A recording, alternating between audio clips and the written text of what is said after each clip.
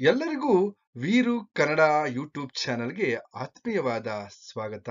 ನಾನು ನಿಮ್ಮ ವೀರು ಕನ್ನಡ ಸರ್. ನೋಡಿ, ಇವತ್ತಿನ ತರಗತಿಯಲ್ಲಿ ನಾನು ಡಾಕ್ಟರ್ ಸಾರಾ ಅಬೂಬಕರ್ ಅವರು ಬರೆದಿರ್ತಕ್ಕಂತಹ ಚಂದ್ರಗಿರಿಯ ತೀರದಲ್ಲಿ ಅನ್ನುವಂತಹ ಕಾದಂಬರಿ ಬಗ್ಗೆ ಚರ್ಚೆಯನ್ನ ಮಾಡ್ತಾ ಇದ್ದೀನಿ. ಇವತ್ತು ಭಾಗ 8ರ ಬಗ್ಗೆ ಚರ್ಚೆಯನ್ನ ಮಾಡ್ತಾ ಇದ್ದೀನಿ. ಇನ್ನೂ ಕೂಡ ನನ್ನ ಚಾನೆಲ್ ಅನ್ನ ಸಬ್ಸ್ಕ್ರೈಬ್ ಮಾಡ್ಕೊಂಡಿಲ್ಲ ಅಂತಂದ್ರೆ ಸಬ್ಸ್ಕ್ರೈಬ್ ಮಾಡ್ಕೊಳ್ಳಿ. ಹಾಗೇನೆ ನಿಮ್ಮ ಸ್ನೇಹಿತರಿಗೂ ಕೂಡ ತಿಳಿಸಿ ಅಂತ ಹೇಳ್ತಾ ಈಗ ಮುಂದುವರೆದ ಭಾಗವನ್ನ ಚರ್ಚೆ ಮಾಡೋಣ.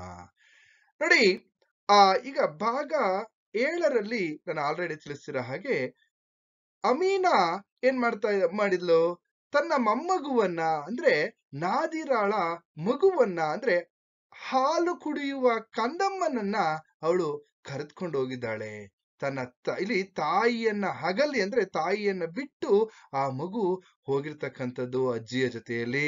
ಆದ್ರೆ ಆ ಹಾಲು ಕುಡಿಯುವ ಕಂದಮ್ಮ ಯಾವ ರೀತಿ ರೋದಿಸ್ತಾ ಇದೆ, ಯಾವ ರೀತಿ ಅಳ್ತಾ ಇದೆ ಅನ್ನೋದನ್ನ ನಾವು ಈ ಭಾಗದಲ್ಲಿ ಗಮನಿಸ್ತಾ ಹೋಗ್ಬೋದು. ನೋಡಿ, ಅಮೀನಮ್ಮ ಆ ಕಂದನನ್ನ ಕರ್ಕೊಂಡು ಹೋದಂತ ಸಂದರ್ಭದಲ್ಲಿ ಇಲ್ಲಿ ನಾದಿರಾಳಿಗೆ ತನ್ನ ಮಗುವನ್ನ ನೆನೆಸಿಕೊಂಡು ಎಲ್ಲಿಲ್ಲದಂತಹ ದುಃಖ, ಆ ದುಃಖದ ಮಡುವಿನಲ್ಲಿ ಆ ತಾಯಿ ತನ್ನ ಮಗುವನ್ನ ನೆನೆಸ್ಕೊಂಡು, ನನ್ನ ಮಗು ಎಲ್ಲಿ ಹಸಿದಿದೆಯೋ, ಯಾಕೆ ನನ್ನ ಅತ್ತೆ ಈ ರೀತಿ ಮಾಡಿದ್ರು, ಯಾಕೆಂದ್ರೆ ನನ್ನ ಬಗ್ಗೆ ಎಷ್ಟು ಪ್ರೀತಿ ಇತ್ತು ಅವರಿಗೆ, ನನಗೂ ಕೂಡ ನನ್ನ ಅತ್ತೆಯ ಮೇಲೆ ತುಂಬಾ ಅಭಿಮಾನ ಇತ್ತು, ಯಾಕೆ ಈ ರೀತಿ ಮಾಡಿದ್ರು ಅಂತಕ್ಕಂಥದ್ದು ಇದೆಲ್ಲವೂ ನಾದಿರಾಳ ಮನಸ್ಸಿನಲ್ಲಿ ಎಲ್ಲ ಒಂದ್ ಕಡೆ ಆ ದುಃಖದಲ್ಲೂ ಕೂಡ ನೆನಪಿಸ್ಕೊಳ್ತಾ ಇದ್ದಾಳೆ. ಇತ್ತ ಕಡೆ ಹಾಲು ಕುಡಿಯುವ ಕಂದಮ್ಮನನ್ನ ಕರೆದುಕೊಂಡು ಹೋಗಿದ್ದಾರೆ ಇಲ್ಲಿ ಅಮೀನಾ ಮತ್ತು ರಶೀದ್. ಇಲ್ಲಿ ಅವ್ರೇನ್ ಮಾಡ್ತಾರೆ, ಕರೆದುಕೊಂಡು ಬರ್ತಾ ದಾರಿಯಲ್ಲಿ ಆ ಮಗು ಯಥೇಚ್ಛವಾಗಿ ಇಲ್ಲಿ ಅಳುವುದಕ್ಕೆ ಪ್ರಾರಂಭ ಮಾಡಿದೆ. ಆದ್ರೆ ಆ ಮಗುವಿಗೆ ಬಾಳೆಹಣ್ಣು, ಬಿಸ್ಕೆಟ್ ಇದನ್ನೆಲ್ಲವನ್ನ ಕೊಡ್ತಾ ಇದ್ರೆ ಯಾವುದು ಕೂಡ ಆ ಮಗು ಮುಟ್ಟುತ್ತಿಲ್ಲ. ಇಷ್ಟೆಲ್ಲ ಆದ್ಮೇಲೆ ಕೊನೆಗೆ ಆ ಹಾಲಿನ ಬಾಟಲ್ ಅನ್ನ ಕೊಡ್ತಾರೆ ಆ ಮಗುವಿಗೆ. ಹಾಗೇನೆ ಹಾಲಿನ ಪುಡಿ ಡಬ್ಬಗಳನ್ನೆಲ್ಲ ಇಲ್ಲಿ ಕೊಂಡುಕೊಂಡು ಆ ಹಾಲಿನ ಬಾಟಲ್ ಕೊಟ್ರು ಕೂಡ ಆ ಮಗು ನಿರಾಕರಿಸ್ತಾ ಇದೆ. ಹೀಗೆ ನಿರಾಕರಿಸ್ತಾ ಇರ್ತಕ್ಕಂತಹ ಸಂದರ್ಭದಲ್ಲಿ ಈಗ ಆ ಮಗು ಅವನ ಕರೆದುಕೊಂಡು ಬಂದಿರತಕ್ಕಂತ ರಶೀದ್ ಮತ್ತೆ ಅವರ ತಾಯಿ, ಹಾಗೆ ಆ ಮನೆಯ ಪಕ್ಕದಲ್ಲೇ ಇದ್ದಂತಹ ನಾದಿರಾಳ ಗೆಳತಿ ಜೈನಾಬಿ. ನಾದಿರಾಳ ಗೆಳತಿ ಜೈನಾಬಿ ಆ ಮಗುವಿನ ಅಳುವನ್ನ ಕೇಳಿಸ್ಕೊಂಡು ಓಡಿ ಬರ್ತಾಳೆ. ಅಯ್ಯೋ, ನನ್ನ ಗೆಳತಿ ಬಂದಿದ್ದಾಳೇನೋ ಅಂತ. ಆದ್ರೆ ಆ ಮಗುವನ್ನ ನೋಡ್ತಾಳೆ. ಆ ಮಗುವನ್ನ ನೋಡಿ, ಆ ಮಗುವನ್ನ ಅಳೋದನ್ನ ನೋಡಿ ಆ ಮಗು ಯಾವುದೋ ಇನ್ನೊಂದು ಹೊಸ ಮುಖ ಬಂತಲ್ಲ ಅಂತ ಹೇಳಿ ಮತ್ತೆ ಅಳೋದಕ್ಕೆ ಪ್ರಾರಂಭ ಮಾಡ್ತಕ್ಕಂಥದ್ದು. ಇದೆಲ್ಲ ಆದ್ಮೇಲೆ ಇಲ್ಲಿ ಏನಪ್ಪಾ ಅಂದ್ರೆ ಜೈನಾಬಿ ಕೇಳ್ತಾಳೆ, ಯಾಕೆ ನಾದಿರಾಳನ್ನ ಕರ್ಕೊಂಡ್ ಬಂದಿಲ್ವಾ ಅಂತ. ಇಲ್ಲ, ನಾವು ಮಗುವನ್ನ ಮಾತ್ರ ಕರ್ಕೊಂಡ್ ಬಂದಿದೀವಿ ಅಂತ ಅಂದಾಗ ಇಲ್ಲೋ ಒಂದ್ ಕಡೆ ಅವಳಿಗೆ ತುಂಬಾ ನೋವಾಗುತ್ತೆ.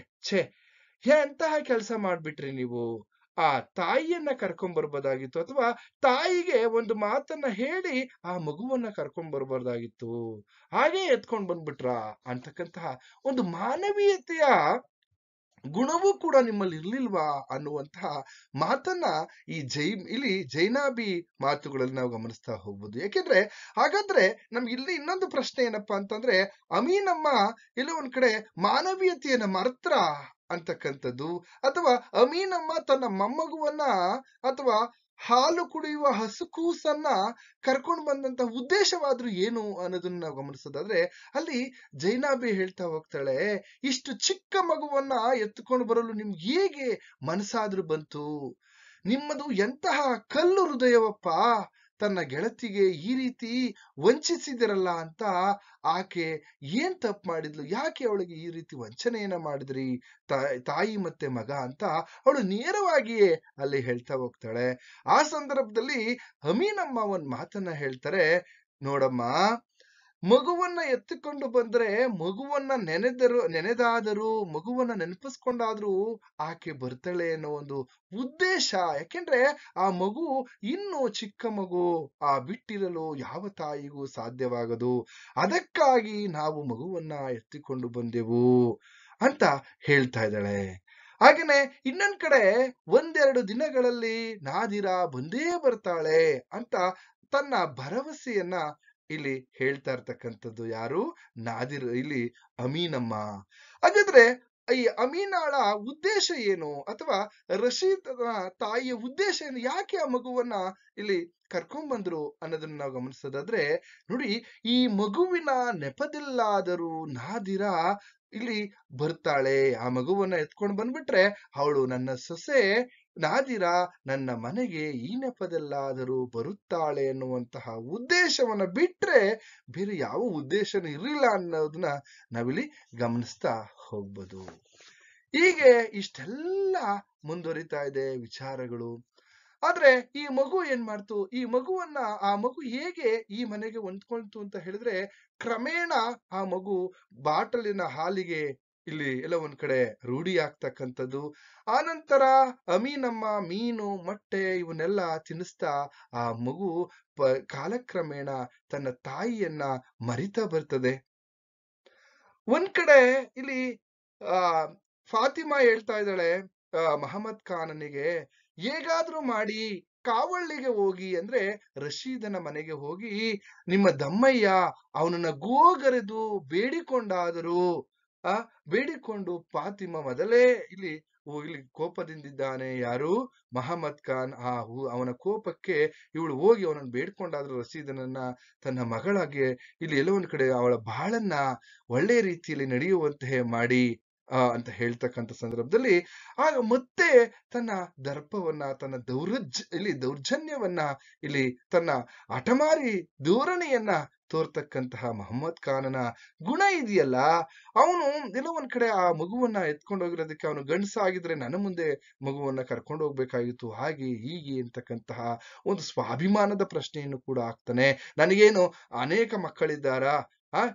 ಇರೋದು ಇಬ್ರೇ ಮಕ್ಕಳು, ಅದ್ರೊಳಗೂ ಕೂಡ ಒಬ್ಳು ಮದುವೆ ಆಗಿದ್ದಾಳೆ, ಇವಳು ನನ್ನ ಸಾಕ್ತಕ್ಕಂಥದ್ದು ನನಗೆ ಗೊತ್ತು ಅನ್ನೋ ರೀತಿಯಲ್ಲಿ ಮಾತನಾಡ್ತಾ ಇರ್ತಾನೆ ಮಹಮ್ಮದ್ ಖಾನ್. ಯಾಕೆಂದ್ರೆ ಇವಳ ಬದುಕನ್ನ ಯಾವ ರೀತಿ ಇದ್ ಮಾಡ್ಬೇಕು ಹಾಗೆ ಹೀಗೆ ಅಂತ ಕೂಗಾಡೋದಕ್ಕೆ ಪ್ರಾರಂಭ ಮಾಡಿದಾಗ ಫಾತಿಮಾ ಸುಮ್ಮನಾಗ್ತಾಳೆ.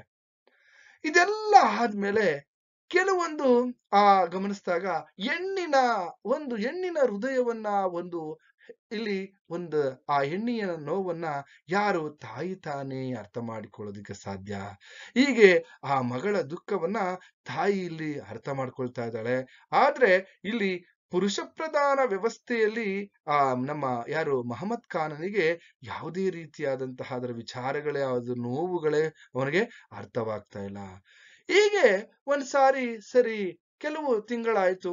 ಈಗ ಮಗು ರಶೀದನ ಮನೆಗೆ ಬಂತು. ಇದೆಲ್ಲ ಆದ್ಮೇಲೆ ಸುಮಾರು ಕೆಲವು ತಿಂಗಳಾದ್ಮೇಲೆ ಬಾಳೆ ತೋಟದ ಜಬ್ಬರ್ ಮಹಮ್ಮದ್ ಖಾನನಿಗೆ ಸಿಗ್ತಾನೆ. ಬಾಳೆ ತೋಟದ ಜಬ್ಬರ್ ಅವನೇನ್ ಮಾಡ್ತಾನೆ, ಇಲ್ಲಿ ಮಹಮ್ಮದ್ ಖಾನನಿಗೆ ಸಿಕ್ತಾಗ ಹೀಗೆ ಕುಶಲೋಪರಿಯಾಗಿ ಮಾತನಾಡ್ತಾ ಇರ್ತಾರೆ. ಹೀಗೆ ಹರಟೆಯನ್ನ ಪ್ರಾರಂಭಿಸಿದ ಸಂದರ್ಭದಲ್ಲಿ, ನೋಡಿ ಮಹಮ್ಮದ್ ಕಾಕಾ, ನಿಮ್ಮ ಮಗಳು ಹೀಗೆ ಇನ್ನು ಎಷ್ಟು ದಿನ ಅಂತ ಮನೇಲಿ ಇಟ್ಕೊಳ್ತೀರಾ? ಅದು ಕೂಡ ಪ್ರಾಯದ ಹುಡುಗಿ. ನೋಡಿ, ಮಹಮ್ಮದ್ ಖಾನ್ ಮತ್ತು ಈ ಜಬ್ಬರನ ಒಂದು ಸಂವಾದದ ಬಗ್ಗೆ ನಿಮ್ಗೇನಾದ್ರೂ ಕೇಳಿದ್ರೆ, ನೋಡಿ ಮಹಮ್ಮದ್ ಕಾಕಾ, ಎಷ್ಟು ದಿವಸ ಅಂತ ನಿಮ್ಮ ಮಗಳನ್ನ ಮನೇಲಿ ಇಟ್ಕೊಳ್ತೀರಾ? ಅದು ಪ್ರಾಯದ ಹುಡುಗಿ ಅಂತಕ್ಕಂಥದ್ದು. ಇದೆಲ್ಲ ಹೇಳಿದಂತ ಸಂದರ್ಭದಲ್ಲಿ ಹೇಗೋ ರಶೀದನು ಮಗುವನ್ನ ಕರ್ಕೊಂಡು ಹೋಗಿದ್ದಾನೆ. ಆ ಮಗುವನ್ನ ಕರ್ಕೊಂಡು ಹೋದ್ಮೇಲೆ ಹಾಗೆ ನೀವು ಏನಾದ್ರೂ ಕೂಡ ಈ ರಾಜಿಗೆ ನೀವೇನಾದ್ರೂ ಅಳಿಯನ ಹತ್ರ ಹೋಗಿ ರಾಜಿ ಪಂಚಾಯತಿ ಇದೇನಾದ್ರೂ ಮಾಡ್ಕೊಳ್ತೀರಾ? ಯಾವುದೂ ಇಲ್ಲ. ಹಾಗಾದ್ರೆ ಪ್ರಾಯದ ಹುಡುಗಿಯನ್ನ ಎಷ್ಟು ದಿನ ಮನೆಯಲ್ಲಿ ಇಟ್ಕೊಳ್ತೀರಿ? ನೋಡಿ, ಯೋಚನೆ ಮಾಡಿ ಅಂತ ಅಂದಾಗ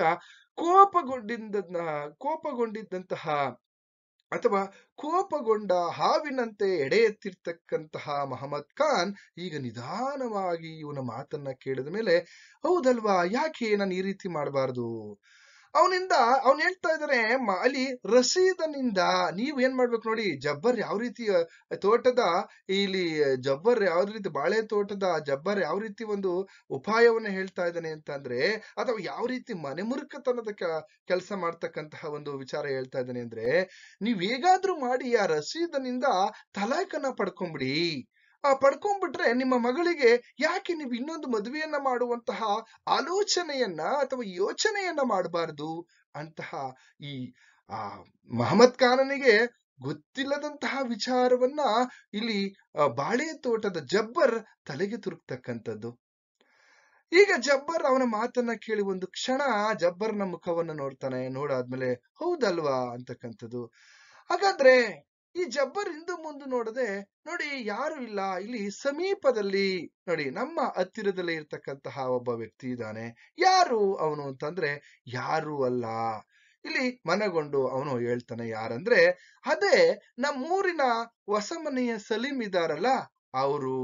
ಮೊನ್ನೆ ಮೊನ್ನೆ ಇಲ್ಲಿ ನನ್ನೊಡನೆ ಮಣಿಪುರಕ್ಕೆ ಬಂದಿದ್ರು.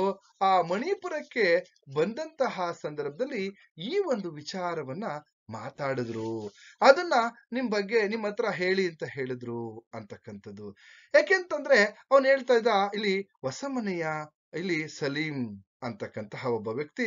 ಅವನ ಬಗ್ಗೆ ನಾವು ತಿಳ್ಕೊಳ್ಳೋದಾದ್ರೆ ಕೇಳ್ತಾರೆ, ಹೊಸಮನೆಯ ಸಲೀಂ ಯಾರು? ಅವನ ಒಂದು ಪರಿಚಯವನ್ನ ನಾವು ಗಮನಿಸೋದಾದ್ರೆ ನೋಡಿ, ಆ ಮನೆ ಅವನು ಒಂದ್ ರೀತಿಯಲ್ಲಿ ಆ ಊರಿನಲ್ಲಿ ಸ್ವಲ್ಪ ಒಂದು ಸಾಹುಕಾರ ಅಂತಾನೆ ನಾವು ಹೇಳ್ಬೋದು.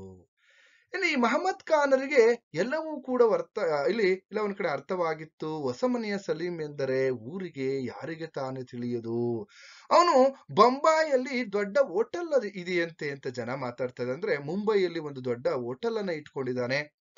ಹಾಗೇನೆ ಊರಿನಲ್ಲಿ ಹೊಸದಾಗಿ ಒಂದು ದೊಡ್ಡ ಮನೆಯನ್ನ ಕಟ್ಸಿದ್ದಾನೆ.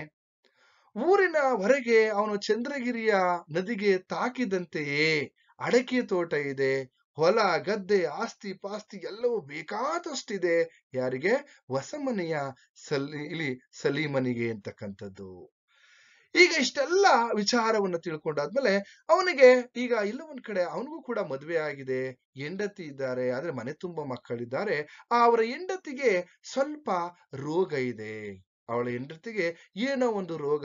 ಅದಕ್ಕೋಸ್ಕರ ಇವರು ಇನ್ನೊಂದು ಮದುವೆಯನ್ನ ಮಾಡ್ಕೋಬೇಕು ಅಂತಕ್ಕಂಥ ನೋಡಿ. ಹೊಸಮನೆಯ ಸಲೀಂ ಇದಾನಲ್ಲ, ಆ ಸಲೀಮನಿಗೆ ಈಗ ನಾದಿರಳನ್ನ ಮದುವೆ ಮಾಡ್ಬೇಕು ಅಂತಕ್ಕಂತಹದ್ದು. ಯಾಕೆಂದ್ರೆ ಅವನ ಹೊಸಮನೆಯ ಸಲೀಮನಿಗೆ ನಾದಿರನನ್ನ ಮದುವೆ ಮಾಡ್ಬೇಕು ಅನ್ನೋ ಒಂದು ಆಲೋಚನೆ ಇಲ್ಲಿ ಮಹಮ್ಮದ್ ಖಾನನಲ್ಲಿ ಇದೆ. ಯಾಕೆಂದ್ರೆ ಮಹಮ್ಮದ್ ಖಾನನ ವಯಸ್ಸಿನವನು ಯಾರಪ್ಪ ಅಂತಂದ್ರೆ ಇಲ್ಲಿ ಹೊಸಮನೆಯ ಸಲೀಂ ಅಂತ. ಮಹಮ್ಮದ್ ಖಾನನು ಏನ್ ವಯಸ್ಸಾಗಿದೆ ಆ ವಯಸ್ಸಿನವನು ಸಲೀಂ. ಅವನಿಗೆ ಕೊಟ್ಟು ಮದ್ವೆ ಮಾಡ್ಬೇಕು ಅಂತ ಈ ರೀತಿ ಮಾತನಾಡ್ತಾ ಇದ್ದಾನೆ. ಈಗ ಯಾಕೆಂದ್ರೆ ಮೊನ್ನೆ ತಾನೇ ತೋಟವನ್ನು ಕೂಡ ಮಾರಿದ್ದ. ಯಾರು? ಈ ಮಹಮ್ಮದ್ ಖಾನ್. ಯಾರ ಮದುವೆಗೆ? ಈ ಜಮೀಲಾಳ ಮದುವೆಗೋಸ್ಕರ ಅವನ್ ಏನ್ ಮಾಡ್ತಾಳ, ಇಲ್ಲಿ ತೆಂಗಿನ ತೋಟವನ್ನ ಮಾರಿದ್ದು ಯಾರಿಗೆ? ಹೊಸಮನೆಯ ಸಲೀಮನಿಗೆ. ಹಾಗಾದ್ರೆ ಹೇಗಾದ್ರೂ ಮಾಡಿ ನನ್ನ ತೋಟವನ್ನ ನಾನು ಬಿಡಿಸ್ಕೋಬಹುದು. ಈ ತರದ ವಿಚಾರಗಳು ಇದೆಲ್ಲ ತಲೆಗೋಡ್ತಾ ಇತ್ತು.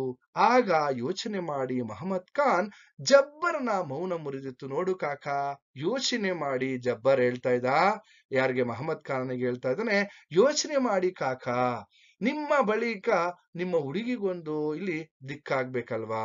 ಇಲ್ಲಿ ಅಣ್ಣ ಇಲ್ಲ, ತಮ್ಮ ಇಲ್ಲ, ಇಬ್ರು ಕೂಡ ಹೆಣ್ಮಕ್ಳೇ ನಿಮ್ಗೆ.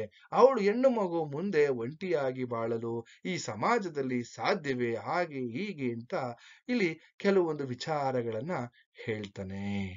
ಆನಂತರದಲ್ಲಿ ಮಹಮ್ಮದ್ ಖಾನನ ಮನಸ್ಸು ಯಾವ ರೀತಿ ಬದಲಾವಣೆಯ ಹಾದಿ ಹಿಡಿಯುತ್ತೆ ಅನ್ನೋದನ್ನ ಮುಂದಿನ ತರಗತಿಯಲ್ಲಿ ಅಂದ್ರೆ ಭಾಗ 9ರಲ್ಲಿ ನಾನು ತಿಳಿಸ್ತೀನಿ ಅಂತ ಹೇಳ್ತಾ ಇಲ್ಲಿಗೆ ಈ ತರಗತಿಯನ್ನ ಮುಗಿಸ್ತಾ ಇದ್ದೀನಿ. ಎಲ್ರಿಗೂ ಕೂಡ ಶುಭವಾಗ್ಲಿ.